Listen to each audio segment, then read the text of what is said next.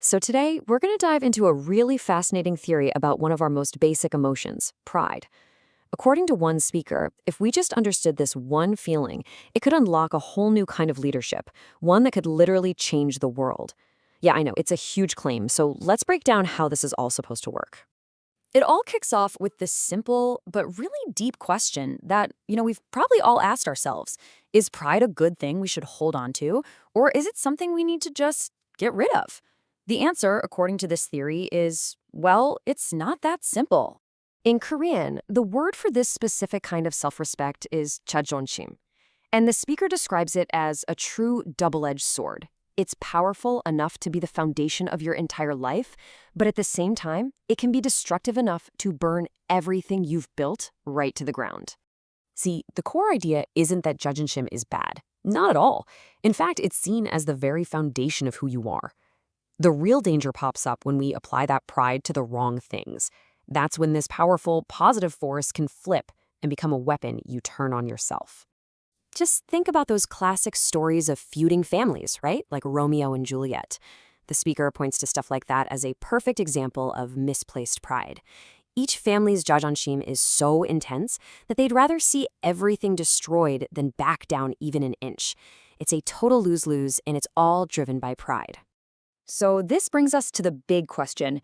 If pride can be so dangerous, when exactly are you supposed to let it go? Well, according to the speaker, the rules are actually pretty straightforward. But actually following them, that's the hard part. The rule is this simple. When you're down, your pride has to go. If you're sick, if you're struggling with money, if you're facing any kind of major difficulty, holding on to your pride is just about the worst thing you can do. The idea here is that in those moments, humility is what saves you, not stubbornness. And here's the consequence, spelled out. It's not just that it doesn't help, it actually makes things worse. The speaker's view is that clinging to pride when you're in a tough spot, it's like tying an anchor to your feet while you're trying to swim. It just pulls you down faster. So who can actually pull us off? Who can really master their own pride and let it go when they need to? The speaker says it's not a skill just anyone can learn. To do it, you have to become a totally different kind of person, a true public person. But their definition of public person is probably not what you're thinking. So in Korean, this true public figure is called a gong-in. Now, you and I might use that term to talk about, politicians or celebrities, but this theory redefines it in a totally radical way. It sets a standard of absolute, complete selflessness. A gong-in this worldview is someone who has completely moved beyond themselves. Their life, their actions, their very thoughts, everything is for the good of all people, with zero thought for what they get out of it. It's pure altruism on a level most of us can barely imagine. And the rules for being a gong-in, they are unbelievably strict. You can't have personal stuff. You can't push your own logic. You can't even put your own family first or your own religion or school. Basically, anything that puts me before we is completely off the table. Okay, so this leads to a pretty shocking conclusion.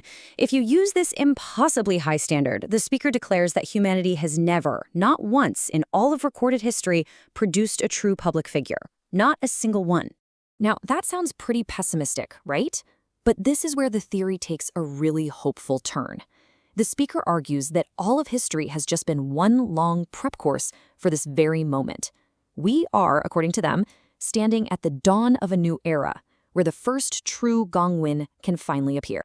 So the speaker slices history into two big chunks. There's the preparatory era, which is basically all of human history up to 2013. That was our time for learning, for gathering data. Then, in 2013, a new era supposedly began. And this is the time when humanity is finally ready to actually use all that knowledge to create these new leaders. And the theory gets even more specific. It claims this massive transformation, the birth of the world's first true public figures, is destined to start in one particular place, South Korea. Okay, so how does this actually happen? It's not random. The speaker lays out a very specific step-by-step process for how a regular person can transform into a gongin. It's a 4-step journey. First, you have to become a knowledge worker. Then that person has to gain enlightenment. This turns them into an enlightened scholar who can finally emerge as a true public figure. So it's a path of really profound personal growth. Now let's look at that first step. The speaker suggests that South Korea's entire history since the war has basically been an unconscious national mission to create a huge population of these knowledge workers, a whole generation of people who are incredibly educated but haven't yet been in a position to really use that knowledge. And that brings us to the most critical step, enlightenment. In this theory, all the knowledge you get from books in school, that's like raw material. It's called power from the earth. But on its own, it's not enough. To become truly useful, it has to be combined with enlightenment, which is described as power from heaven. It's a deep insight that unlocks the knowledge's true potential. When you fuse them, you get a whole new kind of wisdom. So, what's the point of all this? Why go through this incredible transformation to create these super evolved public figures? Well, according to the speaker, their purpose is huge. It's to solve the biggest problems that humanity has been stuck on for thousands of years. Their big mission is to tackle what the speaker calls humanity's homework. You know, all the big, messy problems that our old ways of thinking just couldn't crack. We're talking poverty, social welfare, war, all the heavy hitters. Let's take social welfare, for instance.